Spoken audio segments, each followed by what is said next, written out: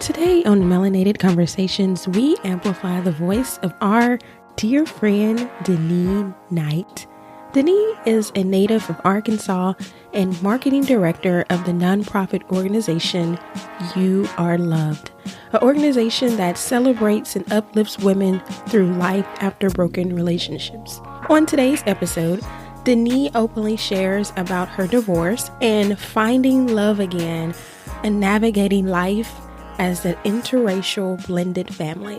Listen in to our chat as we connect for some much needed social interaction during this quarantine season as we share with our special guest and friend, Miss Denise Knight. Welcome to Melanated Conversations, our narrative from our perspective. Here on the podcast, we are amplifying the voices of Black women and sharing their powerful stories of transformation. I'm Tyrion. And I'm Yana. Let's start the show.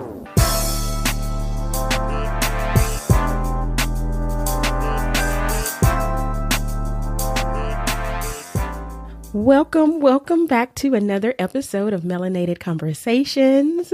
I am your co-host, Yana. And I'm your co-host, Tyrion. And you guys, welcome back to the show. Yes. So today we have a very special episode coming your way. We are chatting it up with a good friend of ours, Miss Denise Knight. Welcome to the show, Denise. Hello. Hi. Thank you for, spending some time with us in this quarantine season that we are in today, or in this time. Yes. Right? Yes. Some adult interaction. We're always up for some adult interaction. This is Yes. good here. Right. So again, just thank you for joining us today. We're excited to chat it up with you and, just hear a little about you and your story to share with our listeners. And, we're open book today. So before we actually get started talking with you a little about you and your story, we always like to kickstart things with a round of rapid fire questions. Pew, pew, Pew, pew. pew, pew. So are you open to? Yes. Okay. And Terry and I Let's do it. will actually, of course, answer these as well. So Terry, I think you have the first question that you can throw out. All right, y'all. Let's get into our rapid fire questions. All right, number one, Denise, Yana. Would you rather spend a year alone or spend a year secluded with your kids with no modern day activities or anything to entertain them or any way to entertain them? And this is rapid fire? Yeah. I'm supposed to say this quickly? No. We have not come up with a formal name, so we just call it rapid fire, but it's really not.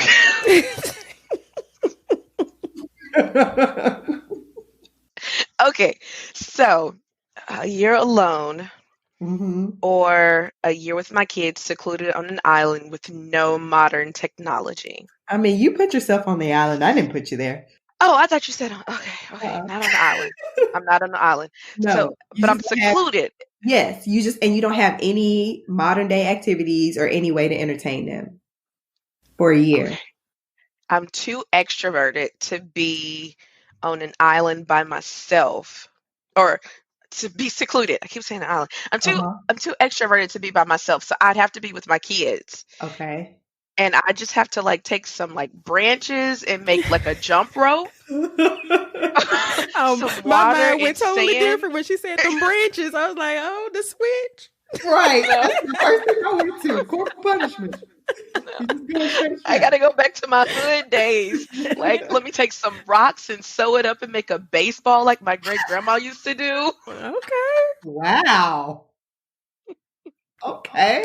Yeah. Yeah. Is that That's what I'm going. Okay. That's my final answer.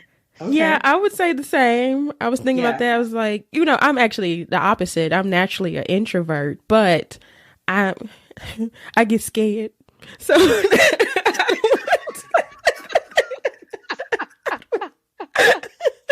if a storm rolled through, I'm like, oh Lord, we were just talking about this series. But yeah, I'll definitely take being with my kids too, though. Just raising them how we were. Terry, we didn't have none of these modern day technologies when we were kids. We learned a lot of things. We discovered, we fished, we had that dirt road. We made up dances, which they do that stuff now, but they got the TikToks and things. It was, we didn't have all that.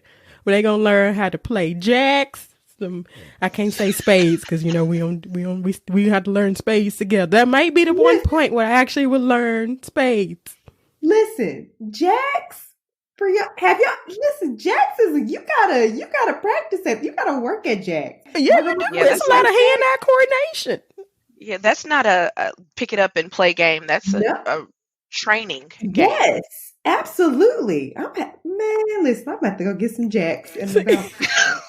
We're bringing jacks back. We're bringing jacks back. Fact. So I ain't gonna hold y'all. I'm going with I gotta be secluded with my kids too, because I'm an introverted extrovert. So I like that's to a good be way around of putting people, but sometimes I'll be like, nah, I'm good. But in this case, I don't want to be by myself for a year. That's just not it. And same, y'all gonna learn how to play Ring Around Rosie. Y'all gonna make some dirt pies. That's just Red Rover. Exactly. Play it. Like, dang, it ain't that hard. We will figure out a way to entertain y'all gonna have to get chased by some dogs. Kids don't get chased by dogs no more. They don't know. They don't. Because everybody got fences now and they keep their dogs on a leash. Ain't nobody dogs out up to a tree. The fences even back then weren't like super strong because the dog that chased me jumped over the fence. Exactly. Or it dug like a hole underneath and got out. Right. Yes. Man, let's bring back dog chasing the kids again. It's good for your heart. It's good for your heart. Look, we were some track athletes. Man, I ain't even run track, but But it helped you with all your other athletics. You was in cheerleading. Exactly. It got you flexible. These kids nowadays ain't flexible. They can't touch their toes. They tired from being outside for 5 minutes. For real. Yes. So okay, cool. So everybody is going to hang out with the kids and they're going to teach them some lessons. Yeah. All right, cool. Yana, you're up next. All right. Well, I have another question, and it's more about, it's a would you rather question. Well, I guess the other one was too. Would you rather give up social media or eat the same meal for the duration of this quarantine? Can we pick what we eat? I mean, it's the same. You eat the same meal every day, all day for the whole quarantine. I will be on my 600-pound life from eating Shotgun Dance pizza every day. Oh, they Shotgun Dance, man. I ain't gonna hold you. I'm specific. I want a Big Dan from Shotgun Dance, and I will eat it every day. We'll work it off later, but I need my TikTok and Instagram and my Facebook. You know what? I'm not going to hold you. I'm right there with Denis on that because the social medias is getting me through, okay? Yes. It's keeping me entertained. All the videos and the memes. Yes. If I'm going to pick something, just like as long as I can have my nerds on the side, that's a snack. That's part of my meal. That's my snack. Got my nerds candy. You know what I'm saying? I'm cool with a little pizza or something. I don't know what the meal would be. But go ahead and give me the same meal every day. And now I'm going to keep scrolling and liking and commenting and attempting to make a TikTok here and there. Yeah. Oh, I'm probably going to have to go against the grain on this one, y'all. Cause, I was waiting for it. Oh, y'all know I'm the ultimate foodie. Now, if the question was, would you rather give up social media or drink water through the duration of it, would have been a simple, girl, let me throw this water back at you. Right. But I think that's more torturous for me and my Taurian taste buds. All my Taurians out there, y'all know we love our food. I might have to live vicariously through y'all. Like what they say what they doing on the TikToks. By the time I get back on social media, it might be something else. Hickory dickory dots and.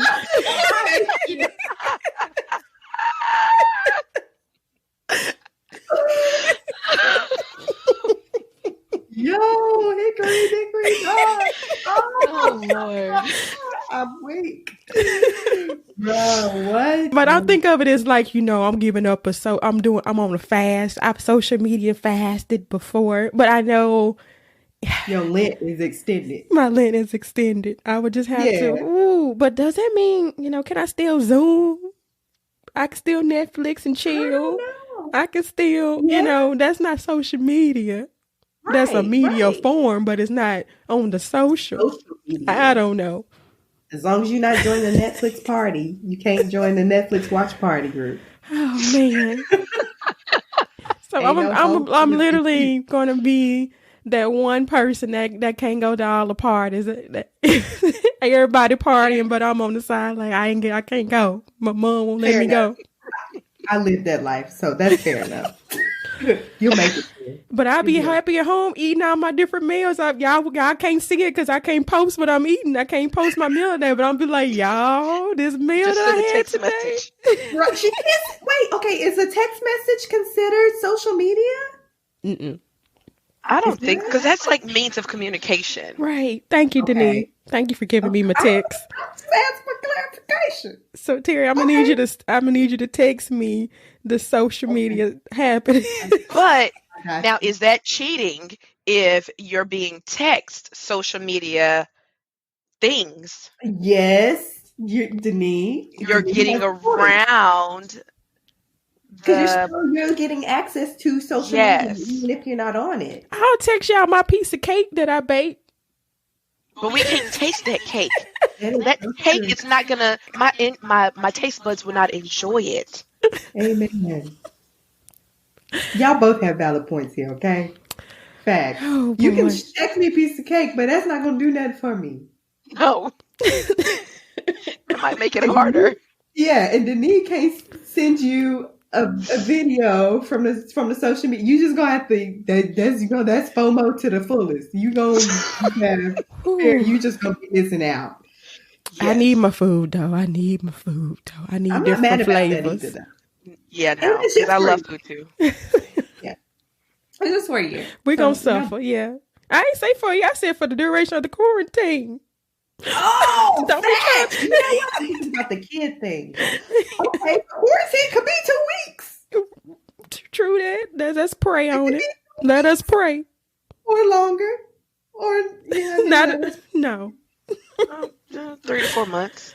Oh Jesus! God dang it, Denise. I'm sorry. I mean, you're not lying. You're the way that things are looking at this point. Yeah. Yeah. That's right. Those are some hard decisions to make. They are. Like very hard.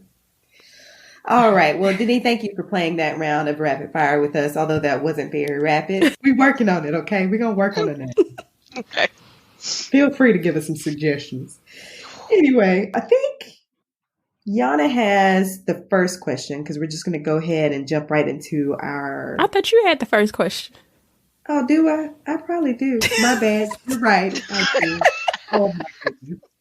Y'all see what happens when me and Terry... So... If y'all just not listening, Terry and I, we usually record in the same space and room together. Yeah. And, with the quarantine, we got to, with social distancing, we are being responsible and we are distancing ourselves from each other. Mm-hmm. I feel like Celie and The Color Purple, you and us never part. My teeth. Hey, Denise joined in. Yes. So, but yes, funny. Denise had just texted me like 2 weeks ago, and she was like, "I need to see my friends," and then it was like quarantine. Everybody.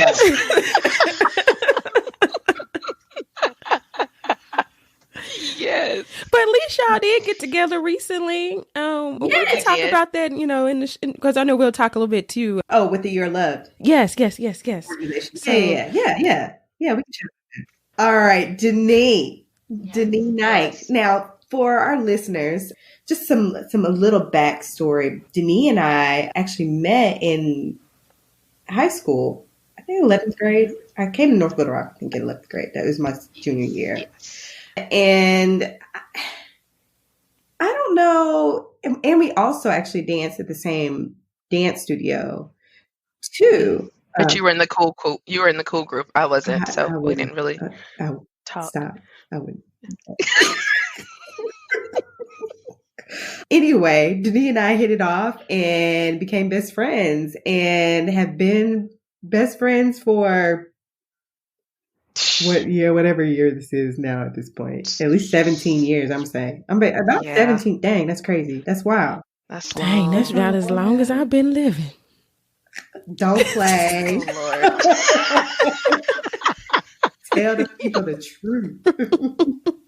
So Denise and I have been friends for almost a couple of decades now at this point. And I told Yana, I was like, man, we should have Denise on this show for her to share her story with us today. And y'all will hear more about this in a few minutes. But I just wanted to kind of give that kind of background that Denise and I have known each other for years, have been while we were wild and crazy kids, and man, got stories upon stories. And anyway, we're not going down that road. So I'm just going to ask the first question.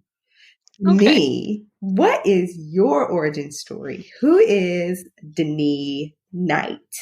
Well, Denise Knight grew up in Rose City, which is apparently the hood. I did not realize that it was like a bad area until I started dating my now husband, who was a police officer, which is funny because he'd always be like, Rose City, the hood. And I'm like, no, it's not. But apparently I grew up in the hood. I came from a broken home. My dad was and has been addicted to drugs my whole life. So basically my mom and my grandmother and my great-grandmother were the ones that raised us. I have two sisters and I had two brothers. I had one brother who was killed in 2006, and now I got married at 22, divorced at 29, 2 kids out of that, and now I'm here. I love yoga. Dance is my passion still, and that's pretty much me in like a very small nutshell. All right. Okay. Thanks for, being open and sharing that. So kind of talking more about, kind of segue a little bit into your phase of marriage. So I know you alluded to that your prior divorce and you experienced, I know during that time period, you experienced a major change going from a 2-parent home to being a single mother while moving across the country and settling into your new life. What did this experience and your previous marriage teach you about yourself? Honestly, I would have to say that I am so much stronger than I ever gave myself credit. Going from living in Washington State and being married for 7 years, and even though things weren't good, I still had that support kind of, and so going from that to I legit had to send my kids back down to Arkansas before I moved back home. Yeah. And my daughter was 5 months old, so she was still nursing. And so I had to, pump enough milk for her. It was just, it showed me that, if I can make it through this and I can get back to Arkansas, get back in school, find a job, get an apartment, and do all the things that my ex thought that I needed him for, then what else can I do? So often us moms don't give ourselves credit. We don't give ourselves the allowance to cry or to feel bad for things. And I was kind of raised that way too, to not cry and to be strong, thinking that not crying was being strong. Right. But allowing myself to cry, allowing myself to feel every emotion, it made me stronger. And it made my relationship with my kids, that bond, it made it stronger as well. Thank you for sharing that, Denise, because I think, and Yana and I talk about this a lot on the show, it's even having experts on and just talking about, we, especially as Black women, or even as Black people, being taught from an early age to you don't cry. What are you crying for? And really, we've been trained to cap our emotions, bottle our emotions in. Yes. Excuse me. And so for you to go through something so drastic and so life-changing and allowing yourself, in spite of even some conditioning growing up, like you allowed yourself to feel your emotions. And I think maybe through that allowed for a healing process to happen. Definitely. And some freeing to go on along with that as well. So I think that's great. I think that's great for anybody out there that's listening. If you're struggling or going through something tough, something as tough as a divorce, it's okay to cry. It's okay to feel. So, yeah. And it's okay to be angry. That's good. Yeah. It's okay to be angry. Like, I thought, that I had to, because I was in church, and so I was like, oh, I can't be angry. Like, that's not of God. I can't be angry at him. But no, I'm angry. Yeah. I'm mad. I'm hurt that our family wasn't enough for you. Yes, and I'm glad you actually called that out, because that's another thing. That's another layer to add to that, is that, kind of saying, going back to what you're saying, Terry, is not being able to fully express through your emotions, and that's part of the healing. You have to go through all those stages. You have to experience the anger, because that's usually the part that we try to hold within us, and then it becomes something totally different later on down our life, because it shows up in this trauma that we didn't learn to heal through a process at that moment, and it shows up to us in different ways. It can really shift the dynamic of your being and who you are. So yes, feel all the emotions. And I don't know, that just really spoke to me, because there's so much, even you think about, sometimes it plays into from when we were children, just different, childhood traumas that we didn't deal with or we didn't process, because we either swept under the rug, or we were told not to, this doesn't leave our house, or you better not cry. Yes. That is. But I'm not going to go deep down that hole, but I did like the fact that you brought that up, because that is so essential, and that takes up a lot of space within us, and having to really, really grow and heal and through a lot of things that we experience. So that's all I had. Yeah. And I'm going to piggyback once again, just kind of go back around the circle. Definitely the part you just said about the anger thing, like that's huge. That's so huge. We can feel sad and lonely and, all the other kind of depressive type of feelings, but sometimes anger is like, I don't want to deal with that part. And then I just said, then it becomes something very visceral, and it changes you as a person. So the fact that you're and not only that, to be like, hey, God, I'm angry. I think sometimes we think it's not okay to say that part, and it's like, it ain't like he don't know. He knows already. Right. And I had to learn that. Yeah. I had to legit learn, like, God, I am mad. Like, I had a moment in my closet when I lived with my aunt. God, I am mad. I am so mad that this is happening to me. What did I do to deserve this? And those are questions that it's okay to ask. Absolutely. We feel like it's not, but it's okay. Definitely. Okay, sorry. You bringing some people today, child. You today, man. Okay. Now I want to just say one small piece. Now, of course, we want you to process your emotions, but we're not saying in this space of quarantine that everybody just get angry, right? Right. Yeah. Oh, please don't. I'm angry. Not right now. Not right now. Fair.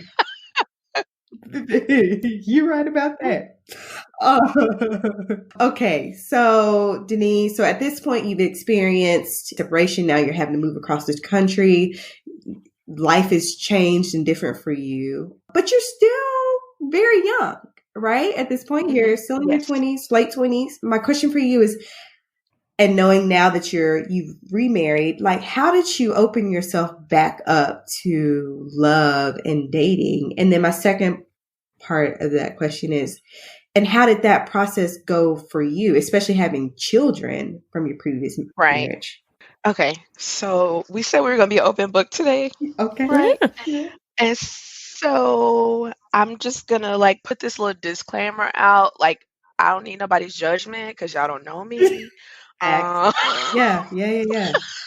I mean, I've told like strangers this. Okay. Look, so I went back to my hoeing phase.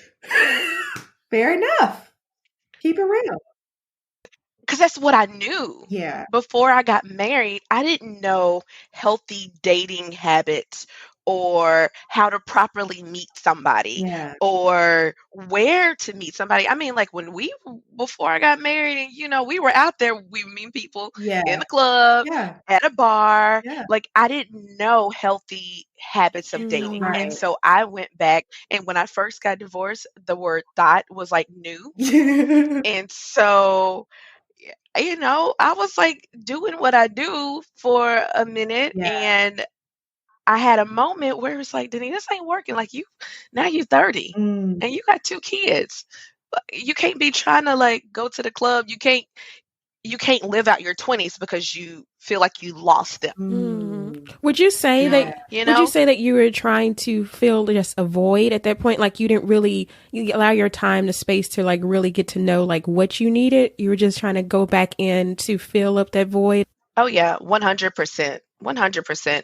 When you've had somebody next to you in your bed for 7 years, and then you go from that to having, from having a man in your bed to having little feet kicking you in your ribs, there's a difference. And so I was for a moment like trying to fill the void of my ex not being there, or just the presence, not even like for connection purposes. Yeah. It was legit because that's what I was used to. I was going to say it was kind of your life, your routine, just kind of that normalcy for you. Yeah. Yeah. And so I did, and then I realized that these guys out here can't even hold conversations. Because I mean, like, I can be goofy and I can, shoot the crap, whatever. But at the end of the day, like, I want to make a connection with somebody. Yeah.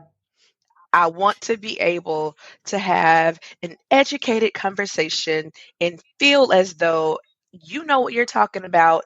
You understand what I'm talking about. There's a middle ground and we can grow from this. Yeah. And these dudes out here was not that. It was so bad. It was so bad dating. And so then I started resenting my ex more because I'm like, now you got me out here looking like a fool because now I got to date these bomb dudes. What am I supposed to do? Listen, that's actually a very good point that I didn't even think about that. That now, like, you've gone from being sad to upset to angry to now resentment at the other party, because it's like, if we hadn't got put in this situation, if you, you know what I'm saying, had done your part, man, I wouldn't be out here trying to fill this void. You know what I'm saying? Wow. That's a real emotion. That's a real feeling. Yeah. So, so that, all of that, and it's crazy because my now husband, I would talk to him about all of this stuff. Yeah. I worked at a bank and he had to come in and do bank checks. And so I got separated in 2013. I met Casey, my husband, in December of 2014. And he would just come in and do his bank checks, and I would start talking to him about like how dating sucked and how my ex sucked and how just my kids, just trying to maneuver. I'm going to school full time, I'm working full time, and he would listen to me. Yeah. And I was like, what is this? I'm not used to somebody actually listening to me or like recalling our conversation. So the next time that I saw him, oh, Denise, remember we had that conversation about this, this, and this. How are you doing with that now? Wow. So what was the defining moment that you're like, okay, I'll go on a date with him? So there was no defining moment. So it's so crazy because we both were going through a divorce. He had been married for a year and a half. And I mean, like I said, I've been married for 7. And so we kind of like, it ended up being a little bit of, okay, you're going through the same thing. I'm going through the same thing. Mm-hmm. Let's compare notes. Yeah. And so the comparing notes kind of, but like, side note, I've always been into white guys. That was actually, that's what I was going to actually tell our listeners, that you're actually in an interracial relationship. Yeah. So, and that was going to be my question. Have you dated outside your race before? So, yeah. He is the Cameron to my Lauren. Okay. Shout out to everybody root for them now. We feeling Cameron and Lauren right now.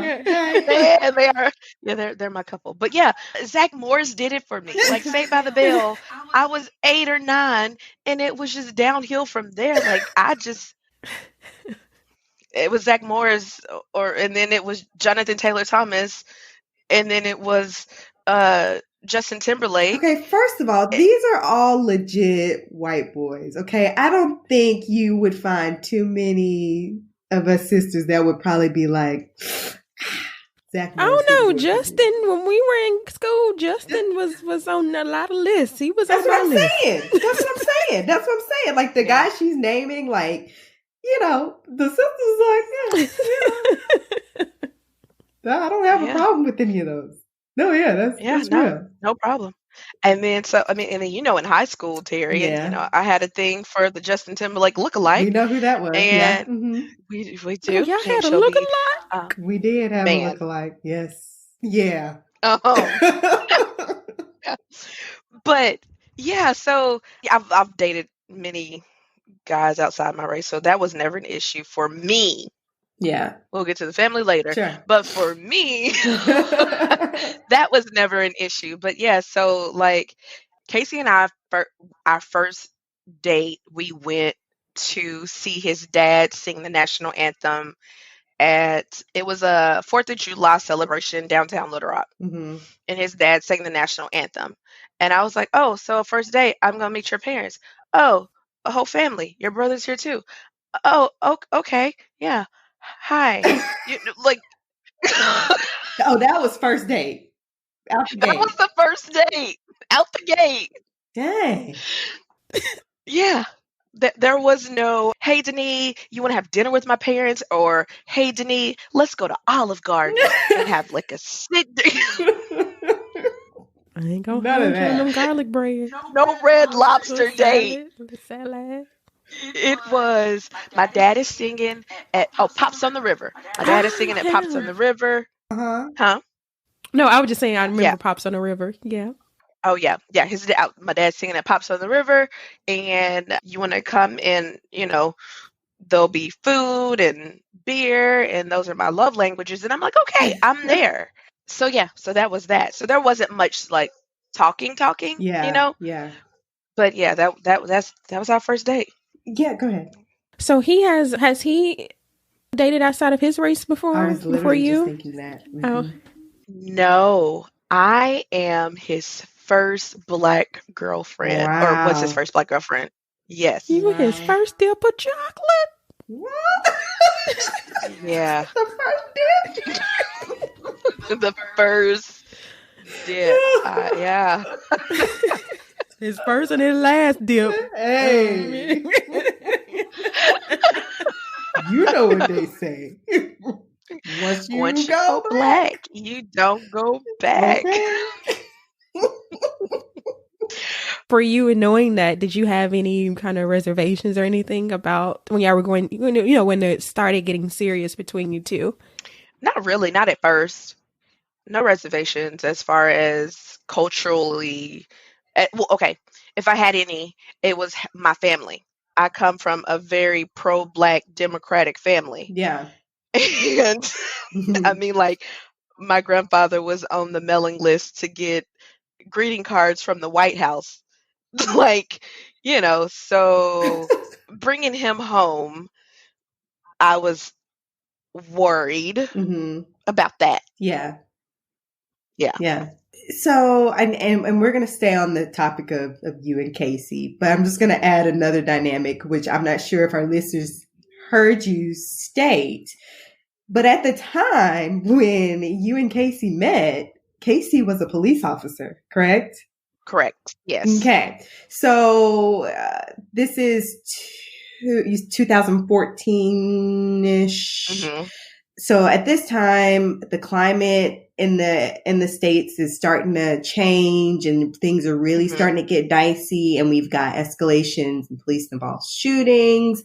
And all these things are kind of coming to a head. And on top of that, we Southern girls, you're a Southern girl. We live in the South. Right. How was that experience? And then let me kind of take a step back from just how the experience was. But were you initially skeptical, not about the fact that he was white, but just that he was a police officer on top of that and the things that were kind of going on? I kind of knew what I was getting into, but not to the extent of which things kind of went, if that makes sense. Okay. So from the beginning, Casey and I have always been open about racial tension, how he was raised, how I was raised, and just learning to respect that aspect of each other. When all of this broke out with the police in the African American community, it hit me hard. Yeah. It hit me really hard because when my brother passed, it felt as though the police department didn't care. And it was like, oh, that's just another N-word off the street that we ain't got to worry about. So I had a little bit of resentment towards the police department. Right. For how that all went down. But talking to Casey and being able to talk to him and express everything that I was going through, every feeling that I was going through, it made it easier.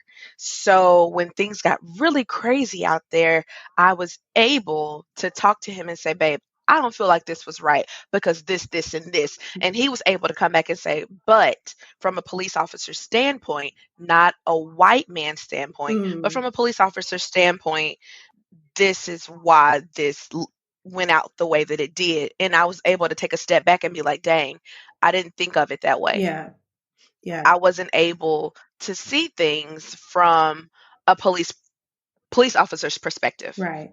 My only perspective has been from an African American woman's perspective. Yeah.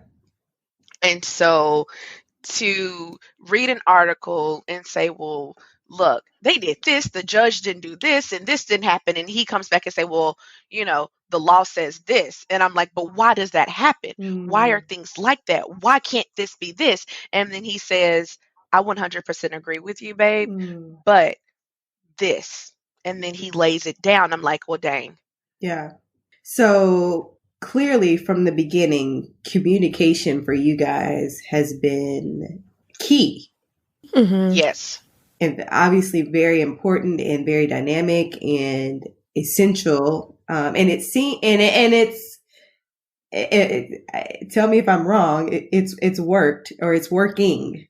Yes, for sure. Yeah. And I feel like, the exchange went both ways. So not only was he kind of giving you kind of the insight just from the police perspective world, how is it coming from you to him that, from, just from the Black experience and just kind of how the climate and how we, felt and generally, and, how was he able to process that as well into his practice? Yeah. I always feel like this, but Casey was not your typical police officer.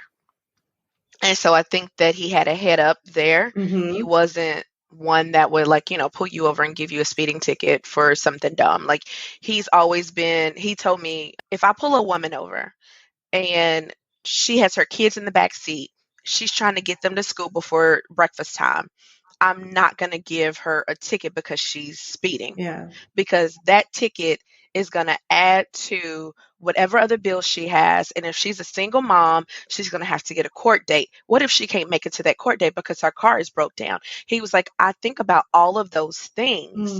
And when I'm giving out a ticket to people, you know, he's pulled over people and opened the car and the car's full of smoke. Yeah. And his thing's been, how about, you know, do you have your driver's license? The guy was like, I don't have my driver's license. Does your friend do? If your friend has it, how about y'all switch spots and y'all get on your way? So I respected him a lot for how he thought. Yeah. And so when I came around and I was able to say, okay, babe, but look at it from our perspective. Yeah. This is what we're seeing. Even if the media is giving false information or hyping things up, this is still what we're feeling. We felt from the beginning. Yeah. And he's like, well, dang, he was able to say the same exact thing I was able to say. Like, I never would have thought of it that way.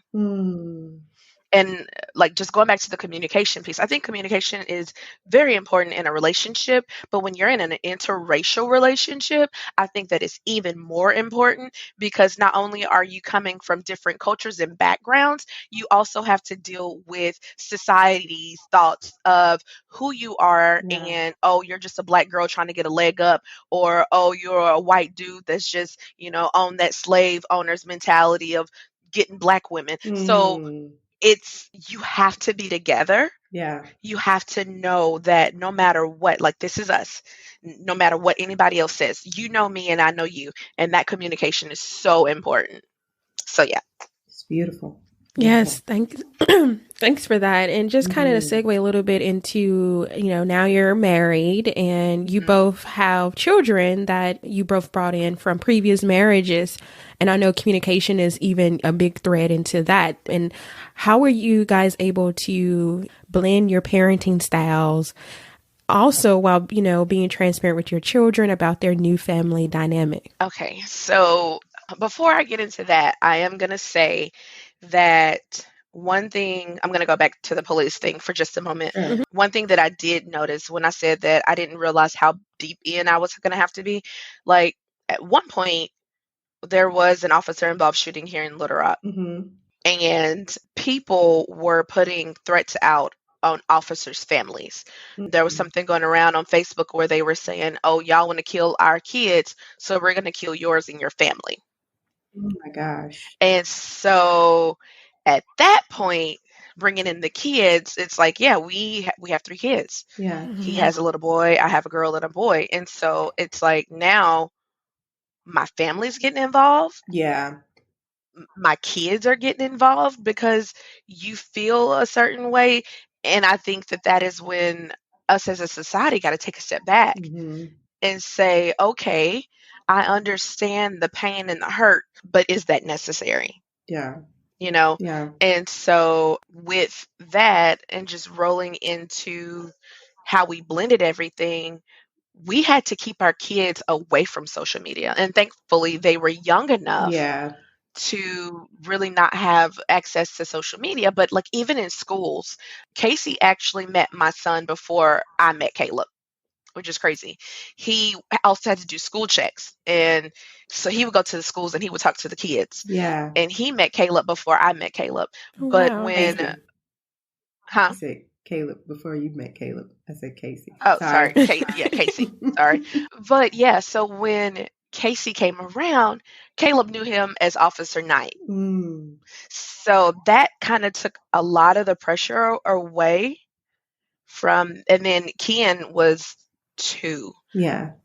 Or, you know, so she was just young, and Theron was 1. So the youngest ones, pretty much their whole life has been me and Casey been together. Yeah. Yeah. So Caleb was the one that I had to worry about. So when all of the heightened police stuff was going on, Caleb did have kids like saying things to him. And so we did have to talk about the climate a little bit, what that meant, and what it means to be in an interracial relationship and have an interracial family. Those were tough questions, if you know my child. Yeah. He's the first child for all our first child parents. Y'all know what we're talking about. And he's highly intelligent on top of that too. So yeah. He is highly intelligent. He's very black and white. We found out he's on the spectrum for autism. He's on the higher functioning end. So everything's black and white to him. And so trying to explain that to him was a little more difficult. And that's where that came into play. But yeah, so rolling with, okay, discipline. Funny, huh? Growing up, you think white people, all they do is let their kids cry and hit them in the face and like yell back at them. And then, black families, mamas, I ain't taking that. You sit your black blah, blah, blah, blah down somewhere. And we get what was switched. Okay. Right. And that was pretty much our upbringing. Casey's mom didn't really whoop them. My mom whooped our butts. Right. And so coming together, one of our very first outings to Walmart, Darren, the youngest, Casey's son, threw a fit because he wanted some candy. It was like the candy on the bottom and it was a fan on the front and the fan goes around and I think something squirted, like the liquid candy squirted out in your mouth and it was sour. Oh, that's some new age candy, Lord. Jesus. It's on the bottom row at Walmart. They put them on the bottom row purposely so kids can see them. Makes sense. It's marketing. But yeah, so he wanted that and I told him no. And so he legit threw a fit, y'all. Like when I tell you he threw a fit, he threw a full out tantrum, like threw himself on the floor and was like wiggling and crying. And I looked at Casey and I said, what you gonna do about that? What you gonna do? What you gonna do about that? Right. And he said, well, what do you mean? What am I going to do? He's like, I'm going to ignore him because if I give him attention, that's going to make him want to do it more. And I said, wait a minute, what? That don't make sense to me. Right. And so he was like, well, if I pick him up and I give him attention, he's going to think that that is going to get him his way or that he'll, be seen. And so I'm just going to ignore him. I said, so you're just going to leave him. Now we had this conversation in the aisle, in the checkout line in Walmart. You're going to allow him to throw himself down on the floor and sprawl around like a fish out of water and scream while everybody in this store is looking at us. Right. So that's what's hot in the streets. That's what we do. Embarrass me up in this Walmart. And not only your other two children are looking at this behavior as well, and they're like, "Oh, if he can get away with this, we trying it next time." Ken, like, I got next. On the floor. but see, that's the thing. My kids know because they'd be like, if I did that, mommy would whoop my butt. Right. So he said, well, what do you suggest I do? I said, oh, what do I suggest you do? You pick that little sucker up by his arm, you get real close to his face, and you tell him if you do this again, it's going to be me and you. Do we need to go to the bathroom? And he looked at me like, oh, okay. So he said, well, how about you do it? Y'all. I'm going to let you handle it. Instead of picking him up by his arm, I got down on his level. Yeah. While he's still screaming, I got down and I looked at him in his face and I said, Darren, Noah Knight, you got 2.5 seconds to get your little behind off this ground or it's going to be me and you. Do you understand me? And he got up and he said, yes, ma'am. And we went on about our way. Period. So did y'all have the traditional speech before you enter the store? Don't you touch nothing. Don't you look at nothing. Don't you ask for nothing. I do. Don't you think about anything. But he doesn't. Well, he does now. And it's so funny. It's so funny because I was the person who was like, get your life together. Do you want to go toe to toe? Yeah. Do we need to go to the bathroom? Yeah. Like that was me in the beginning, but now it's him. He'll look at Ken and be like, for real, Ken? So that's what we're going to do. That's what you think is okay. And I'm like, oh, you make me so proud. I taught you well. I taught you well. But okay, on the flip side, did some of his parenting styles, latch on to you? Like, did you? It did. That is a good question because I had to learn that not all of my kids can be disciplined the same way. And so I had to teach myself, and he helped me with my patience because I have very little patience. But he'll be like, Denise, now you know how Caleb's brain is. Do you really think that Caleb did that much maliciously? Or was that just the byproduct of his thought process? Dang it. Now I can't whoop him. For real? Or do you think that taking Kenzie's tablet away is really going to affect her?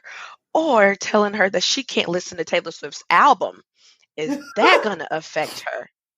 So I learned that you have to give each kid individually what they want and what they need and what's tailored to them. Yeah. Because growing up, we all got our butts whooped. Even if you didn't do anything, y'all all gonna get y'all butt whooped since such and such want to lie. Yeah.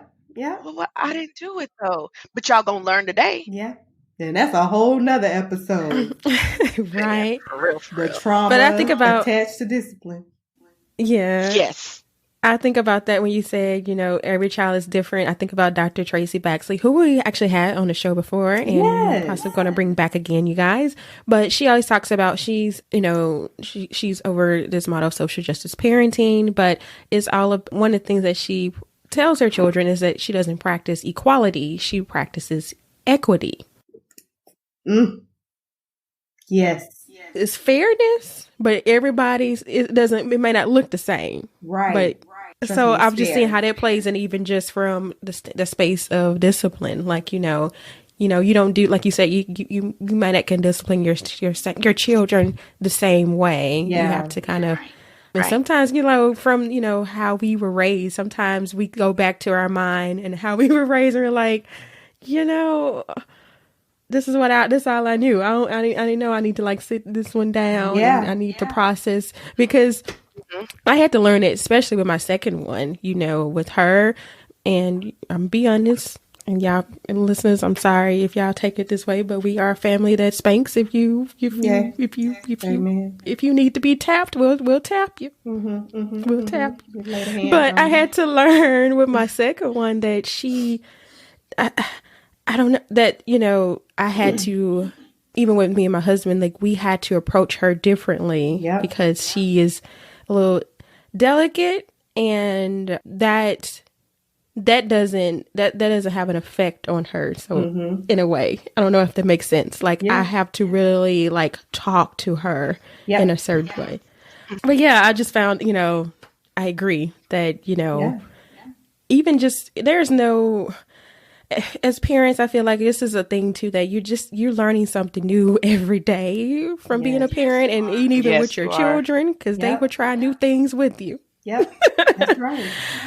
I agree. Same here. Definitely 2 kids and completely different, and you have to discipline them completely different. And I definitely discipline my children differently than how I was disciplined too. Of course, there's some of the elements and pieces definitely I pull from, but they're 2 completely different kids. One, I can just kind of look at her and she falls apart. And the other one, it's like, I want to strangle you, but I already know the more that I push at you, it's gonna make things worse.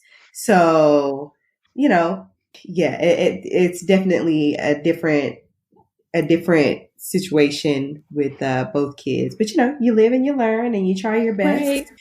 But we do believe in laying on hands, although it actually does not happen as much as same. I would think we would think it happens. It definitely don't happen the way they happen to us. Let's say it that way. These kids don't know how blessed they are. Not at all. Not at all. Yes. But not at all. But there is a whole thing that we can getting house shoes thrown at you. Yeah. Or tap shoes thrown at you. That's another thing. Oh yeah, tap shoes. For another time. Oh yeah, dance. Yes. Yeah. I'm sorry, I mean to laugh. Like for real. Yeah, cursed out in tap shoes. But that's a different story. Okay. So, Denis, we've talked about just the transitions of blending your two families together and how that was for you and Casey. I'm curious to know, how have your children adjusted to their new normal? And then a follow-up question to that is, what has your family support looked like for each of you? Okay. So I think that we got together early enough that it didn't really affect the kids that much. Mm-hmm. I think the one who's probably had the most challenge, not accepting, but just kind of like going with the flow, is Caleb. He was 4 Okay. when we got together, and he was already in school. And in Caleb's eyes, his dad walks on water and can do no wrong. And so there has been adjustments. Like, I guess the biggest adjustment is when their dad comes down to visit and he Mm-hmm. has them for a weekend and then they come back to us. Sometimes Caleb is standoffish towards Casey. Oh. And so I think that that's just him processing everything. He's Right. still processing everything. You know, I finally got the question, why did you and Daddy get divorced? Okay. You know, and so having to explain to him in kid terms what Right. happened, Well, and I was going to ask, how did you answer that? I told him that me and Daddy both love you so much. There's nothing in this world that we wouldn't do for you. Mm-hmm. However, me and Daddy used to be best friends and we no longer are best friends. Yeah. You try to put it in like kid terms. I can't say, Yeah. well, your daddy cheated on me with some other girl. Like, then that's going to be like, well, what do you mean he cheated? And then that just Right. goes down a rabbit hole that I'm not ready for yet. So, For sure. just short. We were really good friends, and now me and your dad, we don't see eye to eye, and we're not good friends anymore. And he's like, oh, kind of like when me and such were best friends, and then we fell out and we weren't Yeah. friends anymore. Mhm. So that made it easy for him to understand a smaller portion of what really happened. Right. But Right. but my daughter, she calls him daddy, and yeah, she's in love with him. And so that, I think that just came with them being younger. Just quick. I was just going to ask, how does Theron, how has Theron adjusted to you? So Theron calls me D, Okay. and I don't expect him to call me mom. That's something that we spoke about, and I don't ever want his mom to think I'm trying to take her place. Fair. Yeah. And Mhm. so her and I actually have a pretty good relationship, and he is a daddy's boy. Mm-hmm. Like, same with Caleb, like his dad walks on water. Casey can do no wrong in Theron's eyes. And so when Theron is here with us, he's all about dad. He could care less about me. But I feel that it would be the same way if Casey and Sarah were still married, that he would treat her the same way. Got it. Because he is just his dad is his best friend. Makes sense. Totally makes sense. She actually kind of touched on it a little bit. I was going to ask, how is that dynamic with Theron's mom, as well as with your ex-husband, and playing into a dynamic of both of you now with blended families? No, yeah. Oh, yeah. Okay, so like I said, yeah, Sarah and I have an amazing relationship. Sometimes we get along better than her and Casey do. And I think it's a little because we're women, and so we think a little bit the same. Yeah. And so that plays in our favor in Casey and I's relationship, as far as, if we want to get there and for a weekend that's not our weekend, I'm the one that's like, hey, Sarah, there's a family party this weekend. Would it be okay if we worked it out to where we get there this weekend and you keep him a little bit longer, or, working that out that way? Because I'm guessing because of bad blood, it's harder for him and her to have conversations sometimes.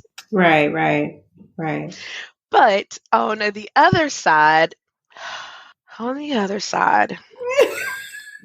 Oh, is this a woosah Meaning moment? your, as in your family. My ex-husband. Okay. Answering My Yana's bad. question. Terry, you know my ex-husband. I do. Sometimes talking to him can resemble like if you just wanted to tango with a cactus plant. Mhm. And so we still don't see eye to eye because for some reason he still feels he's right and nothing else matters. Got it. So he's not grown. I'll just say that. He's stuck. He has not grown and he's not in a relationship. So there's no one on that side for me to like, Bounce get to things know or off. anything. Yeah. Yeah. So there's that. As far as family goes, his family, they were worried about the fact that I had 2 kids from a previous marriage. Like that was their biggest concern. Like, Okay. Casey, you have 1 kid. Do you know what you're getting into with a woman who has 2 kids, who was married? Yeah. That was their concern. My family, in my mom's defense, she did go to school when schools were segregated. Right. And, she was in 5th grade when Martin Luther King was killed. Mhm. And so my mom had a harder time dealing with everything than probably anyone else in my family, which my grandma told her, like, I don't understand why you're so surprised. You should have known Denise was going to end up with a white man. Well, and I was just going to say, because, I mean, it wasn't like you hadn't dated white men previously. Right. And, like, it's not like your mom had never met any of, those individuals. Yeah. So, that is interesting. I'm sorry. Go ahead. No, I was, but when I dated Joe was my ex-boyfriend who was also white. My mom treated him the same way in the beginning. So, So your mom had it was a difficult transition for your mother to navigate through that. Yes, it was a very difficult transition. Yeah, because she was basing off her own personal experiences. Yes. But is she better now? Yeah, that's what's going to Yes. Okay. I think that Casey showing her who he really was helped the situation. Because now she knows that she can rely on him, that he's not going to treat me bad, that, when push come to shove, he's there in times of need. So, they've kind of grown closer, and my mom's a hard person to deal with. So I sometimes, I don't know. I don't know. It's my mama. Well, I mean, mom's going to know my mom is to understand. No, you're right. Yeah, absolutely. So yeah. Just another, I think, on the other side of that, because I'm not sure if you mentioned this. How did Casey's family? I know you met his family like almost immedately, but how did his family feel about him dating a Black woman? Especially, you're the first Black woman he's been with. Did they feel some type of way, or did they express that in any way? I asked his mom later, not in the beginning, but later on, like after we had been dating for a couple of years and his mom and I, grew together or whatever, and if she had an issue with the fact that I was African American, she was just like, I'm from California. I don't understand how people cannot like someone because of the color of their skin. I think that it's stupid, and I love you and I love those babies. Aww. So that was a relief for me to know that I don't have to deal with that when it comes to me being over at his family's house. When we're there, Caleb and Ken get treated just like Theron. Ken is the apple of their eye too, so sometimes she gets treated a little bit better. But she has everybody tricked. But yeah, so that's one thing that I really don't have to worry about, and I am glad that I was able to go to her and ask her such a difficult question. Yeah. So yeah. Well, sounds like y'all have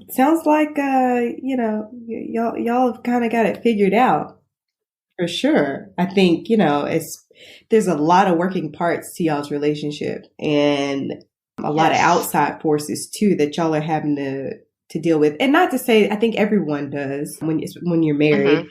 It's not just you. It is just you and your husband, but there are always outside forces, family members, things like that you have to deal with.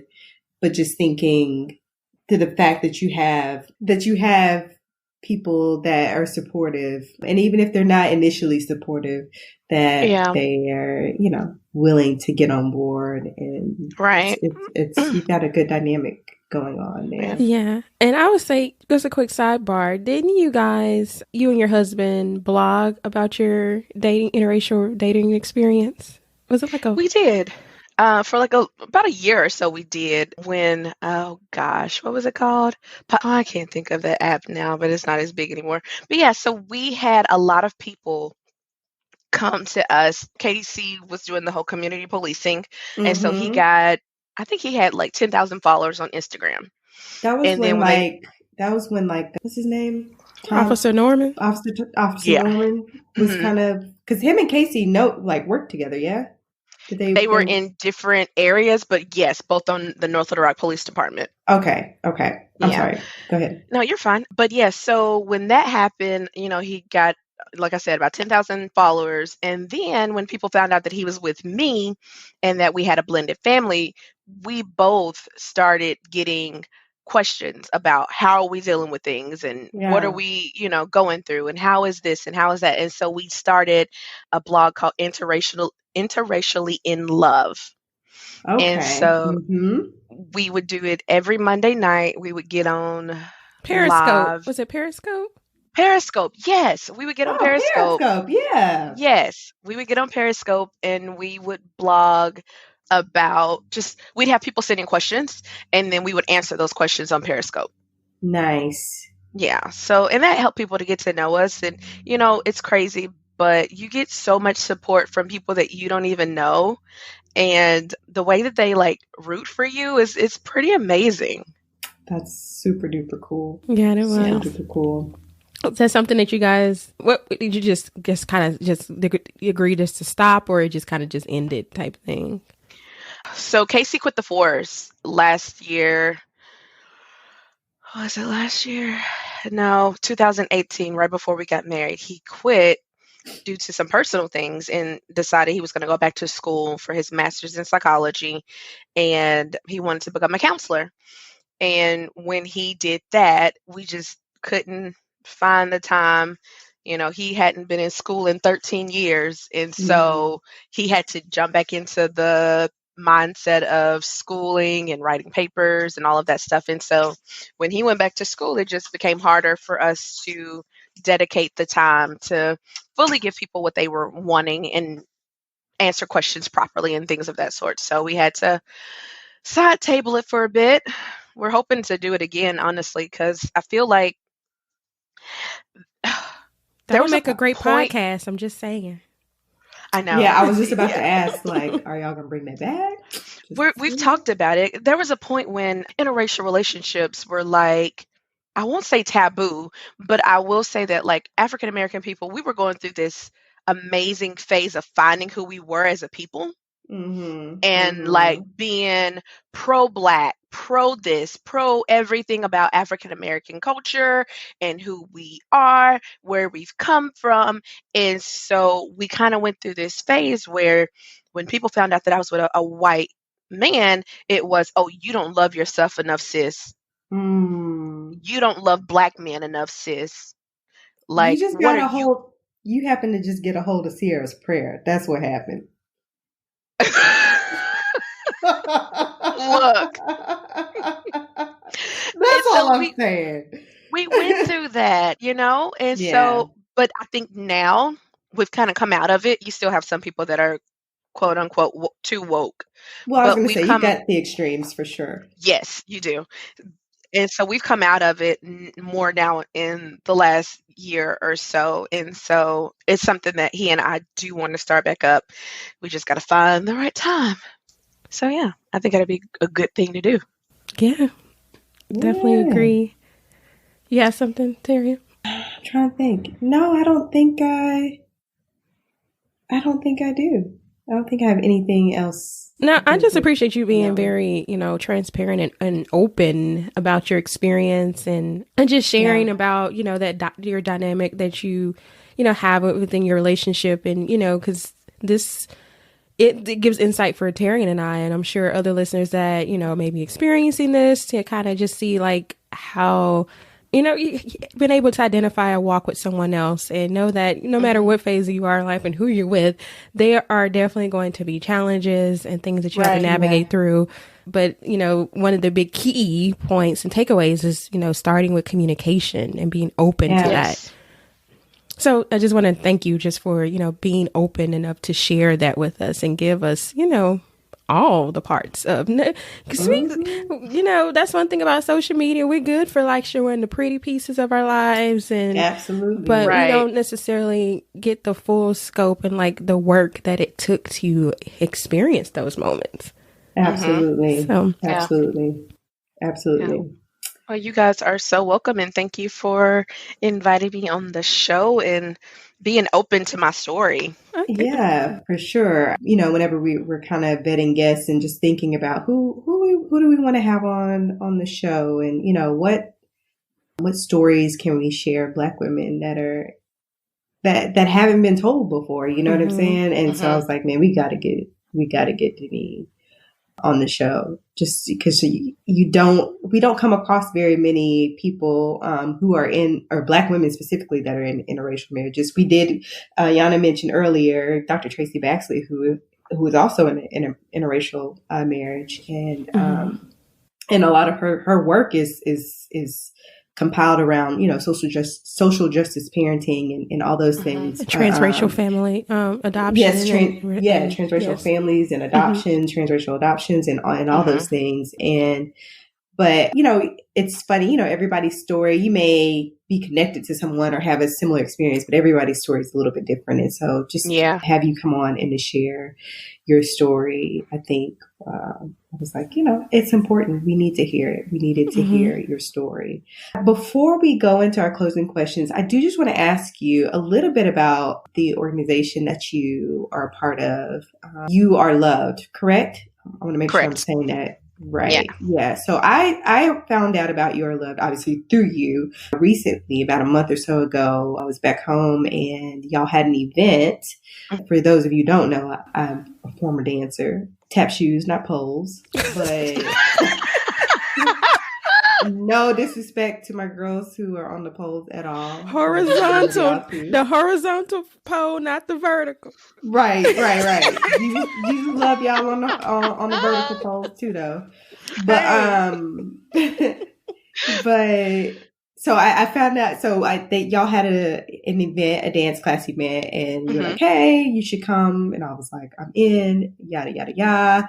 Anyway, but you were kind of explaining to me when I saw you recently about this organization. I just would love for you to share a little bit about You Are Loved and the part you play in this organization and what it's doing for women back in Arkansas.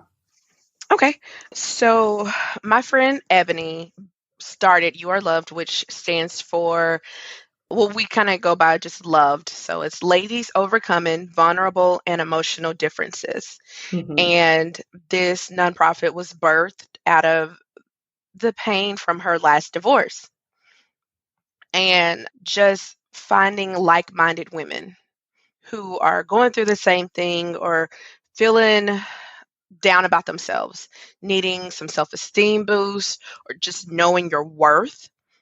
All of that is what we try to do when we have our events. So in January, we had a vision board party and we had a speaker. My sister, Latrice, spoke, and she spoke about Rachel and Leah. And just the difference in Rachel and Leah and their relationship. And so how sometimes we feel like we're not the one that God chose, but the other sister's the one that God chose. But in all actuality, even if you feel that, like there's something special inside of you, there's something that needs to be pulled out that you don't even know, something that needs to be birthed out of your pain or out of your heartbreak or your bad times. So we had that, and we had about 30 women show up, and it was really, really amazing. And so the next thing we did was the dance class, which was called Step in the Name of Loved. And Todd did an amazing job during like uplifting the women, and we had like older women, and like that made me happy to see that older women were coming out. It wasn't just young women. It was these women were in their 60s with their heels on and their hair done, nails done, coming out looking good. And that's just what this nonprofit is about, just building women's self-esteem, showing them it doesn't matter what age you are, you can still dance, you can still, do whatever it is that you feel you want to do, and have the confidence to do it. And so, so that's basically what the nonprofit's about. And so what I do, I am on the marketing side of it. I am the one that gets in contact with the vendors, because we have vendors that come out and sell things. That during the vision board party, we had hair, jewelry, clothing, makeup, body, self-care, and things of that sort. So I got in contact with the vendors and another lady, and we set everything up. And so when the vendors got there, I showed them where they were where they're going to have their booths. And I do the marketing for their social media, the Facebook page. And after Corona is over, reaching out to like the news station and the radio stations to get them, knowing about things that we're going to be doing too. Yeah, definitely. I just saw the other day, Todd was asking me if anybody wanted to take an online class from him too, that he was trying to see if women would be interested in taking an online dance class from him, which I thought we're seeing really a lot of online dance classes popping up during this time. So I think that's cool.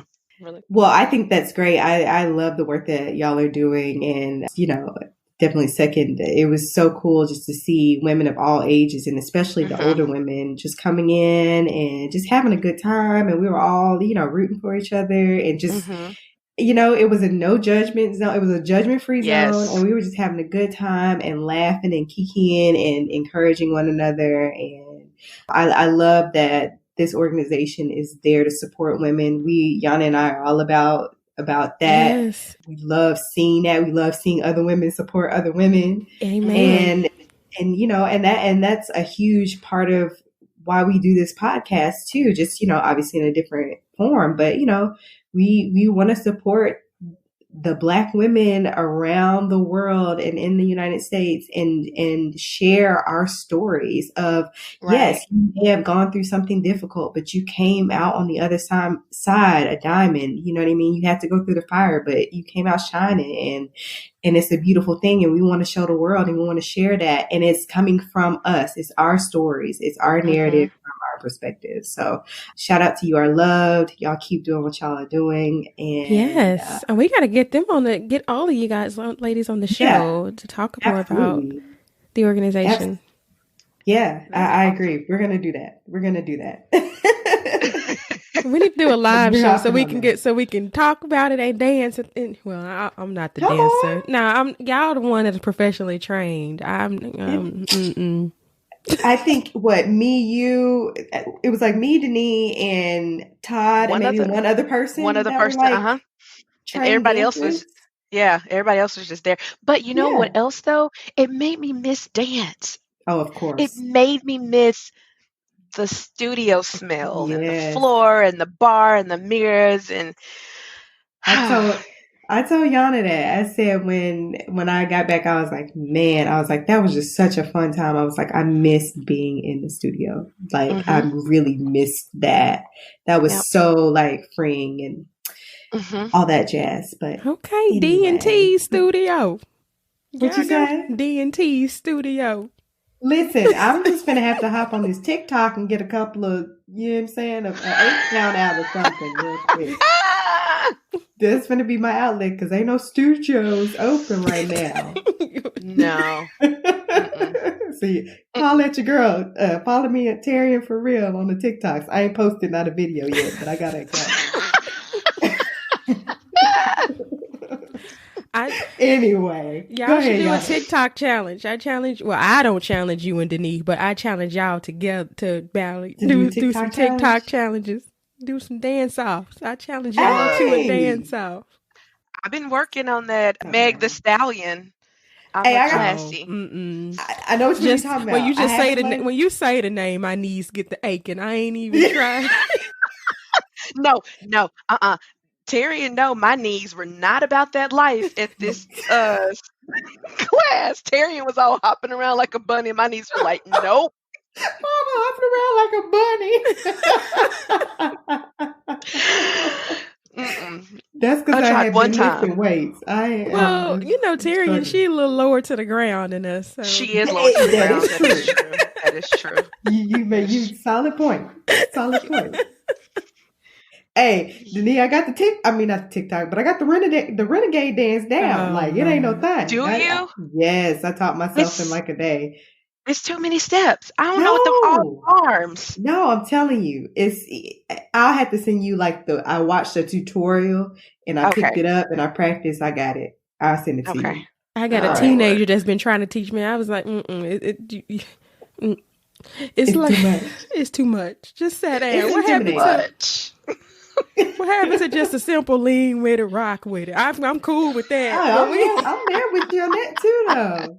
Yeah, I can hit a beat real hard. Ain't no problem. Yeah. Okay. We're actually going to get ready and close out the show. This has been a real fun episode and so needed right now. This episode is much kind of longer than what we usually do, but you guys, you have to understand this is our time for social interaction. Yes. So we're just taking you along on that journey with us, but we appreciate you if you've lasted this long, but we're promising we're getting to the end now. But Denise, again, thank you so much for joining us. And just as we wrap, I want to ask, Terry and I always ask our guests on the show, what's a word, what's their power word for 2020 that's leading them through the year? And, a little bit why you chose that word. Okay. So my word for 2020 is finish. Because I'm kind of on this journey of just kind of figuring who I am, figuring myself out more, and realizing that I start things that I don't finish. I started reading Michelle Obama's book, 2018 when it first came out, and I have not finished it. That's a big book, though. I have it on audiobook form, and I haven't finished the last couple chapters on audiobook. We're all in this together. Right. But I also started reading Year of Yes by Shonda Rhimes, and I have not finished that either. Same here. I'm with you on that too. It's not that they're boring books. It's just I start these big projects. This is what I'm learning about myself. I get excited about things and I start these big projects. And then because of my fly to a light pattern, I don't finish it. And so my word for 2020 is to finish. Finish it. Just finish, Denise. Finish something. I love that. I don't mean to cut you off. I love that. And I'll tell you why I love that. Because that's a word that that's challenging you, right? Yes. And I can say that everyone else who've shared their word of the year is not something that's personally challenging to themselves, but it's just, and maybe because the word kind of speaks to me too, because I start stuff and I don't finish things a lot of times, but just, it's just a word that really challenges you, and to be focused on that word all year long. I feel like at some point, December 31st, hopefully you finish at least one thing. Yes. So, the time, I would definitely say the time is no perfect than now for reading. I know. We might need it's so crazy because I ain't even picked up a book. I've been getting caught up on Grey's Anatomy. Hey, finish that too. That gotta be finished right now. I said they gotta be finished too. Finish that season. Sidebar. Didn't Madam C.J. Walker's thing come out today on Netflix? And I started watching that today too. Have you? Oh, it was today? Yes, I started watching it already. Yes, Self-Made. I don't know why I was thinking Tuesday. No, I would have been a whole few days late. Today. March 20th. Yep. if you watch, if you listen to us live. I've been waiting for this. It's good. Yeah, we need to have a watch party. Yeah. Okay. I ain't on no social media fast right now. That was a hypothetical question. Okay. We'll talk about it later. Okay, Denise, my next question. Is there anything new that's coming up for you in 2020? I laugh because I feel like we ain't nobody going nowhere, but you can still be working on something. So. Dang! Thanks for that. For the hope and vision for us. I know. I caught myself. That's what I said it and I was laughing at it, but I was like, that's not funny because people still can be working on some stuff. But you know what I meant, and that was kind of hopeless. My bad. I'm sorry to everybody listening. Sorry to this. You know what? Get thee behind me, Rona. Okay, look. Only thing I'm working on is myself, y'all. Like, for real. I want to get to a place where I am happy no matter what.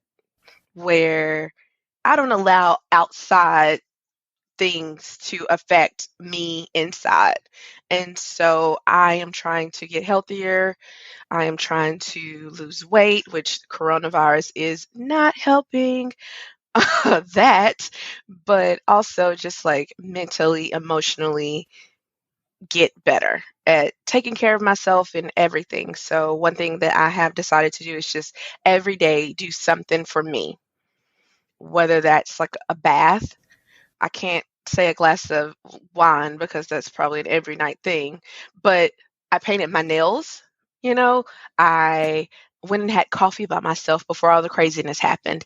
And so there's just like a couple of things that I've done. Just something for me, even if it's like 5 minutes to listen to my favorite song away from everybody or to decompress. I really feel like 2020 is my year for me. So. Yes, I love that. Love that. How can our listeners, Denise, connect with you after this conversation? If you're open to followers. Okay. Well, my Instagram name is _yoganee. That's YOGANEE _ So _yoganee _. And Night on Facebook. And I think I'm Yoganee on TikTok too, but I don't believe in Twitter, so I don't have one. You don't believe in the Twitter? You cut off Terry and oxygen supply when you said Twitter. It's only because I never really fully understood it. Oh, I'm with you on Twitter. I don't know how to work it, y'all. Y'all don't make fun of me. I don't know how to work it. No, I'm not. I'm with you, Denise. I'm on your team. Tyrion had to kind of bring me a little to the Twitter light because I wasn't. Well, first of all, this is me and Twitter have a different relationship because I don't use Twitter like that. So the only thing I actively do on Twitter is maybe either follow somebody or like a comment. It's been the longest since I don't retweet anybody or really anything like that. But I will find threads and I read threads or like people there's like a different type of language that's kind of used on Twitter. Like it's like people that have like really dry humor. Or just a different type of humor that's not necessarily on your Instagrams and your Facebooks. So I enjoy seeing that type of stuff. Or I also just enjoy watching things play out live sometimes. I'll be like, yeah, that really just happened. That person really just said that for real. And then go and read the thread and see all the craziness that everyone else has to say. So I don't know if that's probably not. Twitter is her source of social news. Yeah. Mm-hmm. Which may not always be the healthiest thing or habit, but I enjoy Twitter. So I'm not judging you because you don't like Twitter. I just enjoy it. Yeah. And you find videos and just stuff. Yeah. Anyway. So, okay, we've gotten how we can connect with you. And yes. And I think that. And You Are Loved. Is there a way that people connect for You Are Loved? Yes, you can. So you can follow us on Instagram, U_RE_loved. So you are loved. And then also you can follow us on Facebook with the same handle. Okay. We will make sure those are linked in the description notes on our blog post. We really do appreciate you coming on and sharing your story with us, friend. Thank you. You're welcome. This is great. That's what friends are for. Let's put some songs. Who likes to sing over here? Oh. Over here, like. Yes, just like we just said, we can't thank you enough. We appreciate you joining and sharing your story today with us in all this, in everything. This was a really enjoyable time with us to chat. And Terry and I are always so thankful to be able to continue to lift and amplify yet another beautiful Black voice. It's our mission to share our stories of transformation and share our lessons together and celebrate our successes. So we have successfully done that today.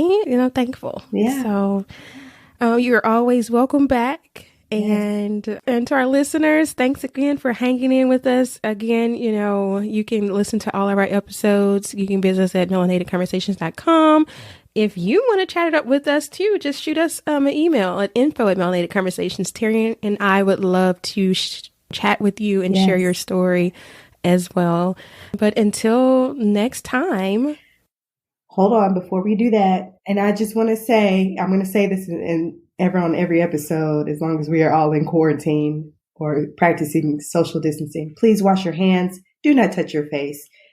Practice social distancing. It is for the betterment of us all. The quicker we can get through this, the quicker we can get out of our houses and go on about our lives, providing for our families and doing all those things and seeing friends and family and hanging out and just going about our normal daily lives, getting back in church, all that jazz. So be responsible. Yes, appreciate that. Be responsible, because even though even though you may feel it doesn't affect you, it is affecting you and it is affecting us all. We are all connected. And, there are people on the front lines that are really giving a lot of their time and energy and efforts on a daily basis to fight this. So all we're asking is that you just stay home, enjoy your family time. We know there are moments where you may feel like you need a breakaway, and that's okay. Just turn on your podcast, listen to Melanated Conversations. Yes. And you'll be all right. Yes, indeed. Absolutely. No, but again, just thank you. And thanks to our listeners. And I think now we're going to let you go. So until next time, melanate that. Thank you for tuning in. Hope you enjoyed our chat today. Keep the conversation going by heading to iTunes to subscribe, rate, and leaving us a review. Have a story of your own to share? Email us at info@melanatedconversations.com or connect with us on social media at Melanated Conversations. Till next time, keep raising your voice.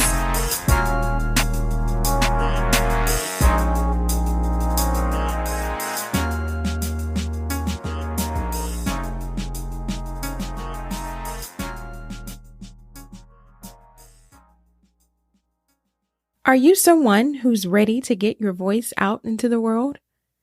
Have you been considering starting your own podcast and not sure of all the things it takes to launch your show? Well, at Levels to Lunch, they've done all the groundwork to help you turn your dreams into streams. With professional knowledge and experience in strategy, recording, editing, and presenting, they have all the resources to help you in your journey in launching your show. From the do-it-yourselfer to that time-strapped podcaster that just needs to get it done, they walk you through every step to get your show launched and ready for the world.